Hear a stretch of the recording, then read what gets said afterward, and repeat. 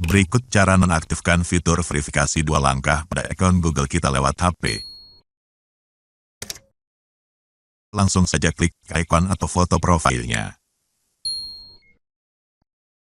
Lalu pilih kelola akun Google Anda. Kemudian buka bagian keamanan.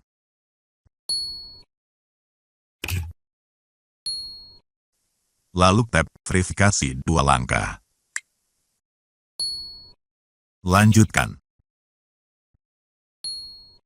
Buka dulu kunci keamanan HP kita. Lanjutkan. Nonaktifkan verifikasi 2 langkah. Nonaktifkan.